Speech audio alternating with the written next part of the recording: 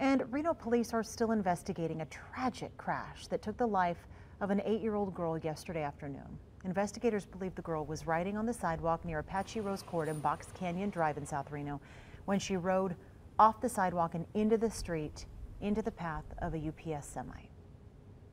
This young juvenile was going to an all-year-round school, so even though some of our children are out of school, there are still children traveling to and from school at 3:44 in the afternoon, and those that aren't are playing probably all day long.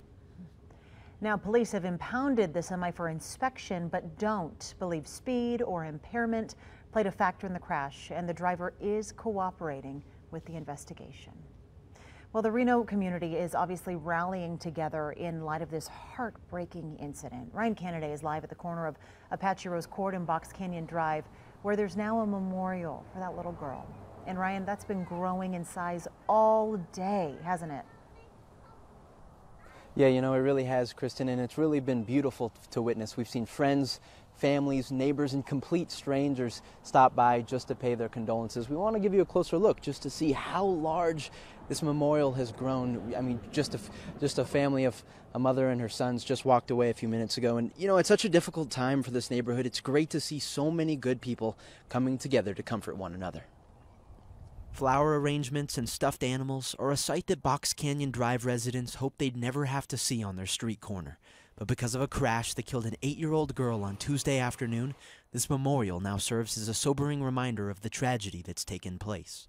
It was very traumatic for everyone that was here, just heart-wrenching. It's a much stronger family than I can even imagine that has to go through this. But amidst the grief, the memorial also serves as a sign of relief for this community, knowing that the biggest little city is coming together to show their respects. People do care, and they're kind and thoughtful, and that's what I want to think about.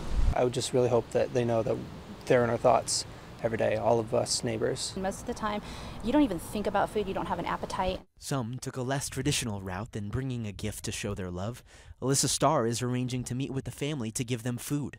I can't fathom what this family's going through, and I just want to be able in the tiniest, smallest way to help them through this difficult time. People in this neighborhood don't seem to know what will happen next or how long the grieving will last, but what they do know is that they're here to help the family in need in any way that they can. We'll be around, and I think the important thing is to really just keep that family in our thoughts. To see everybody come out in the community like this and help this family is incredible. 6 months from now is when we need to keep remembering. A year from now is, and the family is going to need our support. And the Washoe County School District tells us this is obviously a very emotional time for the children and staff of Double Diamond Elementary School. In fact, their counselors have been busy working all day to make sure that children are receiving the support they need in this very difficult time. Covering the story live, Ryan Canada, Channel 2 News.